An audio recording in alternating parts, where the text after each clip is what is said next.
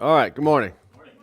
All right, over the last 2 weeks, we've been doing studies in Isaiah. In the last 2 weeks, we actually were in Isaiah 51, and then last week we were in 52, up to verse 12. And we've seen the voice of the Lord, and the Lord's call to awaken his people. He told us to take heart and to believe in his promises. That's what we're looking at in those last two chapters. We were told, remember, in chapter 51, to look back to Abraham and Sarah, to look back at our God and to remember that he is a covenant-keeping God who brings life out of barrenness. You remember that was what would happen to Sarah, recall? And he brings beauty from destruction. Remember, he said he was going to restore Israel and their land, recall? Actually, we know it would be a land restored to Israel. Israel would go to a new land. All right. And of course, we read that God's righteousness is near, and that salvation's been brought to us by God's power on behalf of his people. That's what we were looking at last week. We were told to listen, to awaken, and to fear not. Why? Because the punishment in exile would come to an end, right? And that Zion would be clothed in strength, and that we would arise from the dust and wear garments of righteousness. Garments of righteousness were also symbolic of marriage, correct? Marriage ceremony. And last week we learned then, in chapter 52, that a herald would come sprinting across the mountains, proclaiming, "Your God reigns." Remember, that'd be proclaiming the kingdom of earth, the kingdom of God, and that the arm of the Lord, this arm of the Lord, would restore Israel, and the restoration would happen in the eyes of the world. So in other words, it'd be witnessed globally, right? All right, so this morning we'll be looking at the fourth and final servant song in Isaiah. Of course, that's found in Isaiah chapter 52, verses 13, all the way to chapter 53, verse 12. That's what we'll be looking at today. Now, this won't be a very long or involved sermon this morning, just because what we're going to be doing is we're going to be looking at these verses only this morning, and they'll set us up for next week, which I think will be the final sermon in this servant series, okay? So what we're going to do is we're going to break these verses down just as they are in the Bible. They're actually broken down into 5 stanzas of 3 verses each. Okay? It's exactly how we should read them when we see these verses. So what we're going to do is we'll start in Isaiah 52, verse 13 through 15. And here's the first mention here of the fourth servant song. This is where it begins. "Behold, my servant shall deal prudently. He shall be exalted and extolled, and be very high. As many were astonished at thee. His visage was so marred more than any man, and his form more than the sons of men.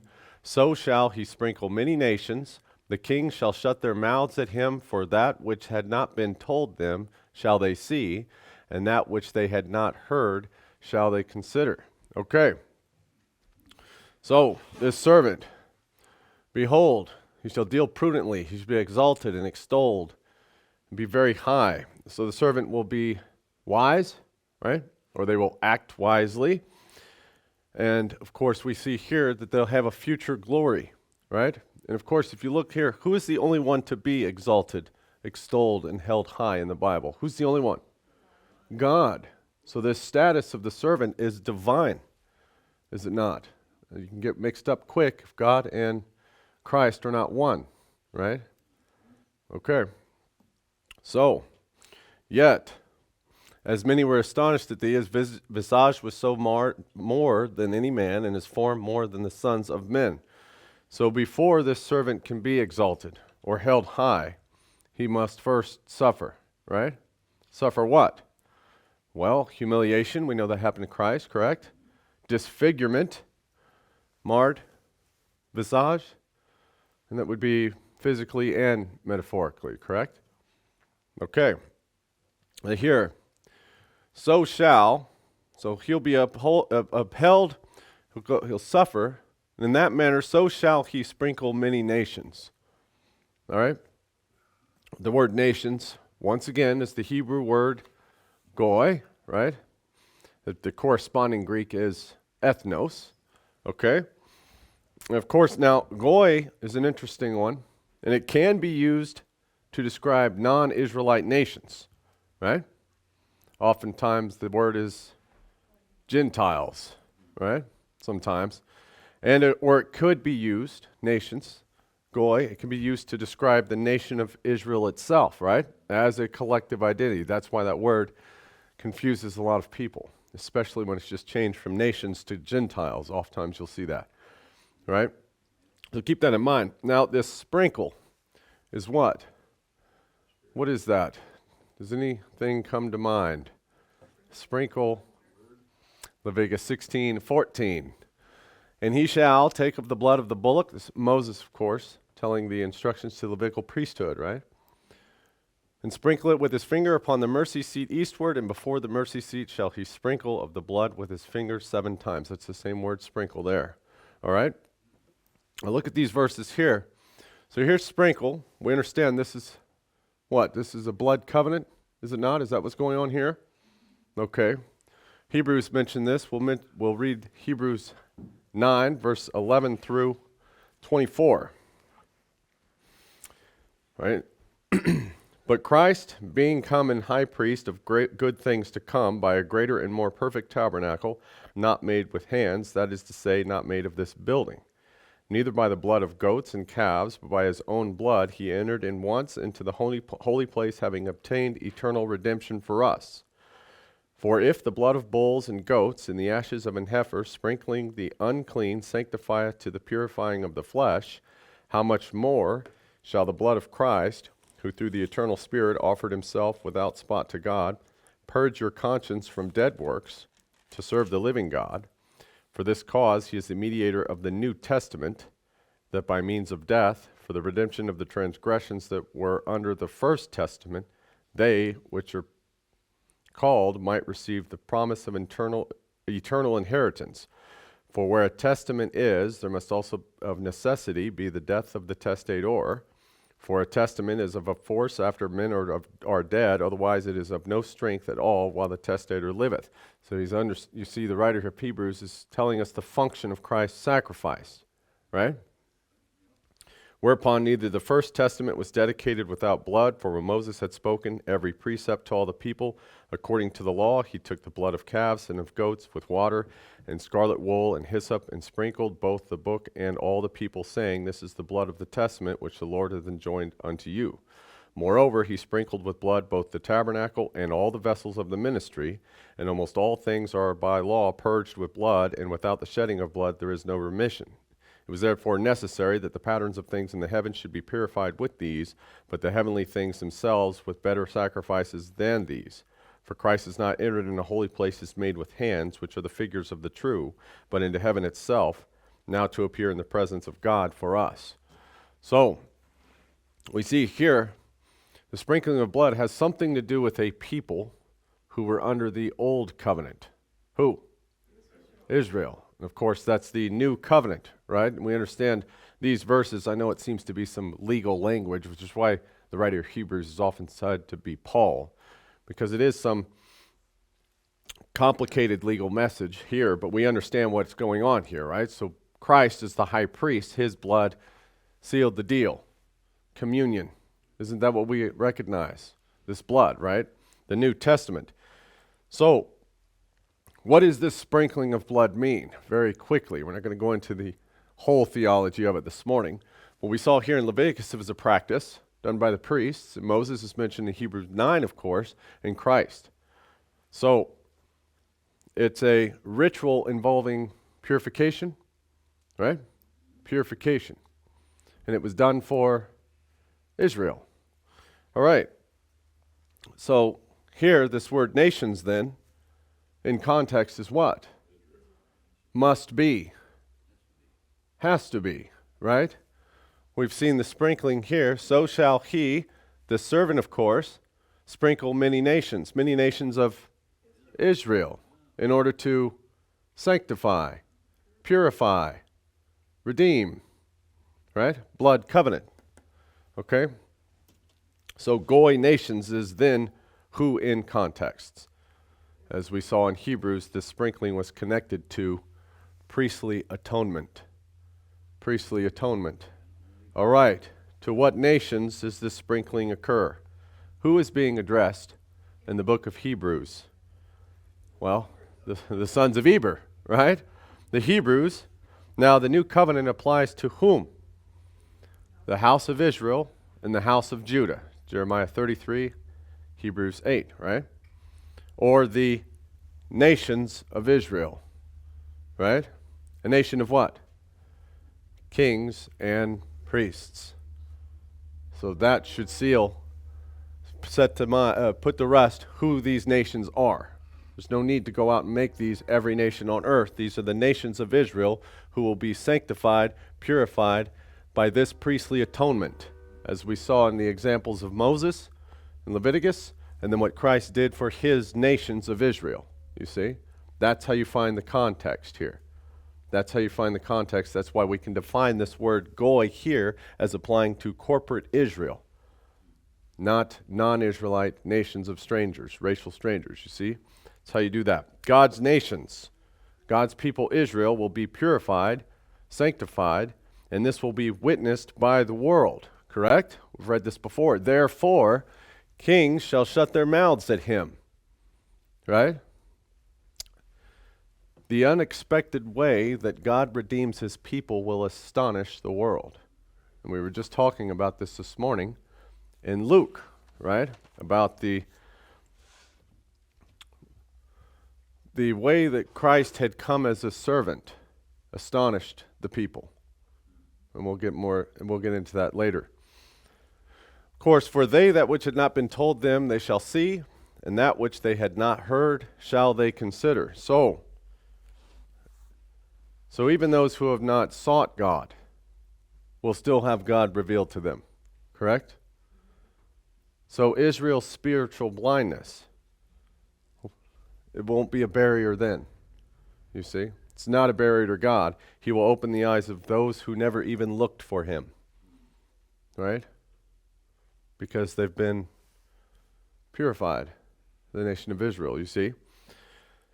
So, in just these three verses alone that introduce the servant, we've seen the servant go from suffering to exaltation, right? And of course, we also see the impact and scope of the servant's mission already is upon Israel, and then of course it will be witnessed by the rest of the world, you see? So the impact of the servant's mission is global, nevertheless. And this servant, and through this servant, there shall be cleansing and atonement, right? Okay. Who hath believed our report? Or that would be message received. Who had believed our report, and to whom is the arm of the Lord revealed? For he shall grow up before him as a tender plant, and as a root out of dry ground. He hath no form nor comeliness, and when we shall see him, there is no beauty that we should desire him. He is despised and rejected of men, a man of sorrows and acquainted with grief, and we hid as it were our faces from him. He was despised, and we esteemed him not. Who's this talking about? Christ. Okay. Who has believed our report? And to whom is the arm of the Lord revealed? That's a rhetorical question, right? An astonishment at the message, right? It's unbelievable. It's strange credulity, right? God's way of redemption and salvation through a suffering Savior is counterintuitive. That's exactly what we talked about this morning, okay? Paul actually quotes some of this in Romans 10 to explain the rejection of Christ and his gospel by many in Israel. In Israel, right?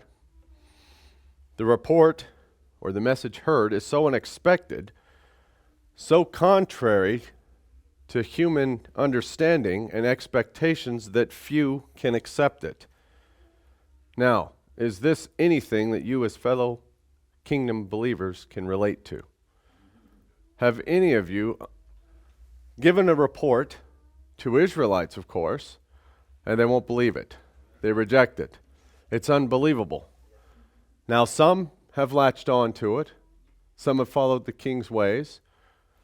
And some say it's changed my life. But for the most part, do they believe our report? Are they astonished? Do they think, well, that is inconceivable because it's not what I expected to find in the Bible at all? And then, of course, some of us hear this and we're like, this is good news. It's almost such good news, it's too good to be true, right? Okay. So, the kingdom gospel requires what then? divine revelation to see and to believe it. You see, and that's what Paul was doing when he was quoting this to Romans. He was trying to explain why Israelites rejected the gospel of the kingdom. It requires the divine opening of the eyes to see. Of course, this arm of the Lord is what? God's power, personified in the servant, of course. God's power to redeem, right? All right. For he shall grow up before him as a tender plant and as a root of dry ground. What does that mean? Arising from a spiritual or a spiritually barren place, dry ground, right? Where did Christ come from? An unlikely place, once again. Israel, at this time, what was Israel like by the time Christ hit the scene? A conquered nation, scattered, weakened, right? Where did Christ come from? Well, according to Isaiah chapter 11, he was a shoot from the stump of Jesse, correct? From the house of David, right? So did Christ come with pomp and power? Did he come on the scene with all this pomp and circumstance? No ceremonies, parades, nothing, right? Nothing. Actually, he was in a manger, right? He rode into Jerusalem on a donkey, did he not? And he was the son of a carpenter. You see how this is counterintuitive to the people. Why he would have been not received. Why he would maybe have been despised even, right? Okay. So, no form, nor comeliness, and we shall see him. There is no beauty that we should desire him. Now, does that mean, is this referring to physical ugliness? No. What? Like I said, Christ lacked a perceived majestic or royal appearance, right? Again, counterintuitive. So this servant is quiet, humble. He did not come with pomp and circumstance, or he had no majestic or royal appearance about him, that we should desire him, right? Okay. And of course, he was treated with contempt or scorned, not just ignored, but disdained by society, correct? And of course, his life would have suffering, pain, and sorrow, and grief, right? Grief, affliction, or both physical and emotional burdens, right? Was that Christ? Yes. Okay, so this is very easy for us to understand that these verses are indeed messianic prophecies about Christ. Very easy. Of course, you know that the disciples and the people of Jesus' day must have understood these verses and most all prophecies about Christ in order to look for him in the first place, right? Because they read their Bibles. Okay. We hid, as it were, our faces from him, and we despised and we esteemed him not. Did that happen at Christ's crucifixion on Calvary? Yes. Yes, they reacted. That's how they reacted to Christ's crucifixion. Because of their what? Denial, their abandonment, right?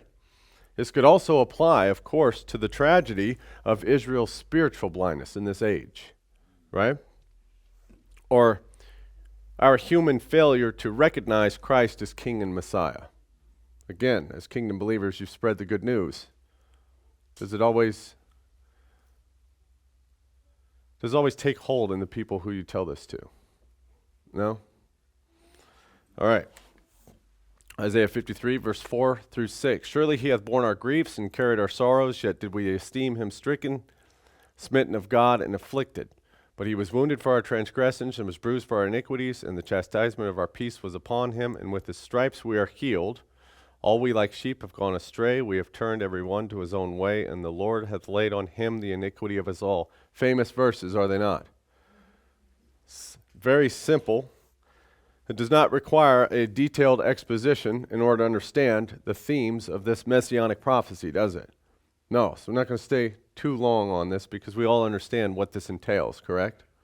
Okay. The servant's silent submission was as an innocent sufferer. This was a substitutionary death, right? A substitution. Okay, and again, you'd have to go back to Leviticus and understand those things with the blood offerings. But he says that he was wounded. We esteemed him stricken, smitten of God. You remember last week we talked about Job's friends. And they told us that I said that Job's friends actually said that his suffering was because of his guilt, right? And they said even God had abandoned him. Remember, they asked him where his God was, right? Okay. So, he was misunderstood, and his suffering was because he was being judged by God, and that God actually abandoned him because of his own sins, okay? Now, he was wounded or bruised or substituted for us, right? Punished in our place, which brings our reconciliation to God, right? That's the function of Christ's death. And our healing is made possible by his affliction. You guys know all these things. And of course, because we are universally guilty, we are in need of that substitutionary death, right? Okay.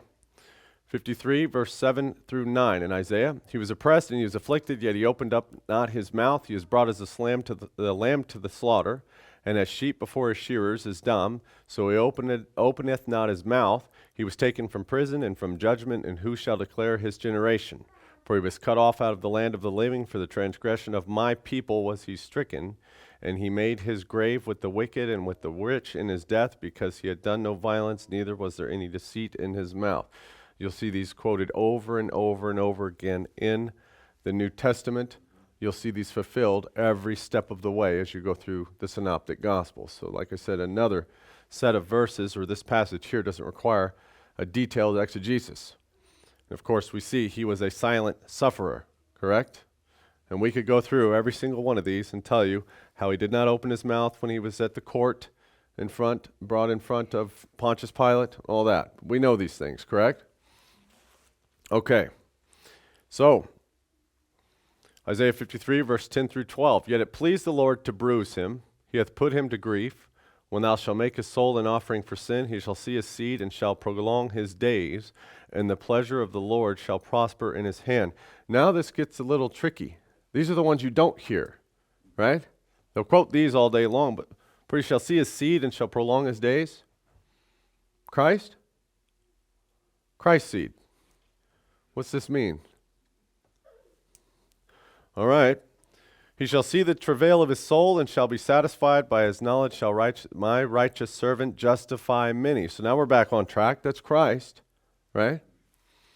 For he shall bear their iniquities. Therefore will I divide him a portion with the great, and he shall divide the spoil with the strong, because he hath poured out his soul unto death, and he was numbered with the transgressors, and he bare the sin of many, and made intercession for the transgressors. Right? Now it's starting to get a little complicated. This is where your modern church will skip these. It's easy enough to say everything we've read before is Jesus. Very easy. And very quickly we can find these all in the New Testament. But now we're talking about prolonging his days. He shall see his seed. The pleasure of the Lord shall prosper in his hand, and he's dividing the spoils. Right? So God will redeem his people. And of course, the redemption is made possible by this servant, correct? Now that's redemption. That's the function of that blood, remember? You can't go off track too quickly and say this is going to be a salvation for the globe, because we're still talking about this servant, this arm of the Lord, and his nation, Israel. Okay? So let's stay there. So death for the servant is not the end. As we see, the resurrection is implied here, and that there will be victory and a triumphant end. We see that, correct? The servant's death was God's will for his people's salvation, right? We see the function here, right? The servant is raised, and he's given a posterity, though, and he's honored, right? And this servant, of course, justifies others. And you can see as we've gone along this morning, the servant then fulfills the roles of prophet, priest, and king. Right? That's what Hebrews was telling us. So the gospel according to Isaiah, right? The gospel according to Isaiah is what? The innocence of the suffering servant, right?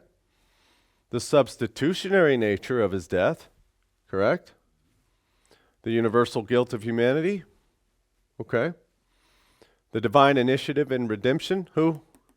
Israel, redemption of Israel. The resurrection and exaltation of the servant, and his continuing intercession and rule. Is that not what we just read here in these verses?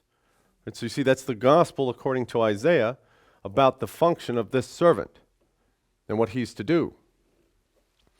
And we understand that what we've read this morning in Isaiah is a centerpiece of messianic prophecy in the Old Testament. Like I said, some of the verses we ran over this morning are very famous. We can almost quote them by heart, right? By his stripes we are healed. We know those. All right. And this is a foundation of Christian theology because of Christ, right? So, could you also apply this to the end time remnant of believing Israel? Is that possible? Does anyone see a way? I see some confusion out there. Now, don't misunderstand me. That the possibility for that interpretation does not diminish Christ's role at all. It does not diminish Christ's role. But instead, if it is the believing remnant of Israel who can fulfill these, then that would exalt Christ's ongoing ministry through his people. Right? So let's look at the attributes of the servant we've seen this morning. The servant is, or has, a humble origin. Okay? They're rejected by men. They bear their griefs and sins. They suffer unjustly. They justify others, and they're rewarded by God. Christ? Israel? Both?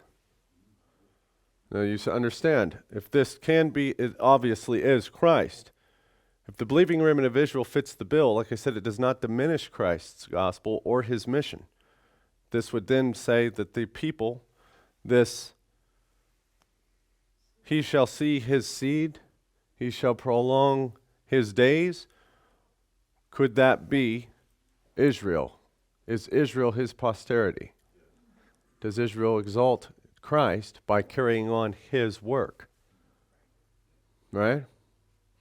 Okay, that's where we'll end today. I know it was a short one, but we will get to these things. We'll have a longer sermon next week because we have to examine both these things as far as the mission of Christ as the servant fulfilled there in messianic prophecies, and of course, what Israel's to do about all of these things and how those prophecies work together. And this will be a culmination of all 4 servant songs in one, hopefully, if I can fit it all into one sermon next week. So that's why I made this one the smaller one for you to study. Go back through our servant songs and read the servant songs one by one. There's just a small amount of passages on each one of them. There's 4 of them. Read them and then ask yourself once again, Christ, Israel, or both? And does the Bible allow for a dual fulfillment of these things and what it is to do for us at the end of this age as the believing remnant of Israel? Okay? So that's where we'll stop today.